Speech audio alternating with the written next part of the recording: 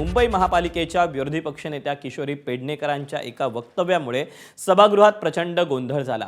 महापौरांच्या सन्मानाच्या मुद्द्यावर सभागृहात चर्चा सुरू होती। नवीन सदस्यांनी महापौरांचा मान राखायला हवा असं वक्तव्य सभागृह नेते गणेश खणकर यांनी केलं। त्यावर किशोरी पेडणेकरांनी उत्तर दिलं, आमच्यावर बाळासाहेबांचे संस्कार आहेत, आम्ही ते विकत घेतले नाहीत असं पेडणेकर म्हणाल्या आणि त्यांच्या या वक्तव्यानंतर वातावरण तापलं।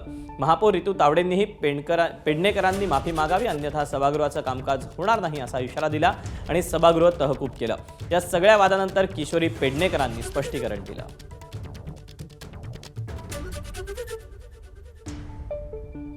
पण विरोधी पक्षनेत्यांचा हटवादीपणा एवढा शिगेला पोचलेला आहे की आतापर्यंत झालेल्या गेल्या 3 महिन्यातल्या कामकाजामध्ये तो पदोपदी दिसतोय आणि आजही त्यांनी त्याचा कळस गाठलेला आहे आणि विरोधी पक्षनेत्यांच्या वर्तणुकीच्या किंबहुना माननीय शिवसेना प्रमुख हिंदू हृदय सम्राट बाळासाहेब ठाकरे यांच्यावरील अपमानाच्या वक्तव्याचा निषेध आणि विरोधी पक्षनेत्यांच्या वागणुकीचा निषेध म्हणून आज ही सभा तहकूब झाली।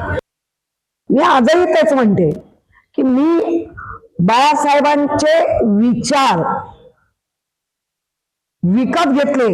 विचार हा शब्द खोडून बाळासाहेब नावावर बाळासाहेब चांद तारे सूर्य सगळं पृथ्वी तोपर्यंत कोणाची हिंमत नाही बाळासाहेबांना विकत घ्यायचे। एक तर आता ते हयात नाही, हयात नसताना त्यांचा काय काय अपमान केला तो उघड या महाराष्ट्राने पाहिलंय। त्यामुळे बाळासाहेबांची मुशीत आम्ही मुशीत का आम्ही आजही बाळासाहेबांच्या विचाराच्या कुशीतच आहोत।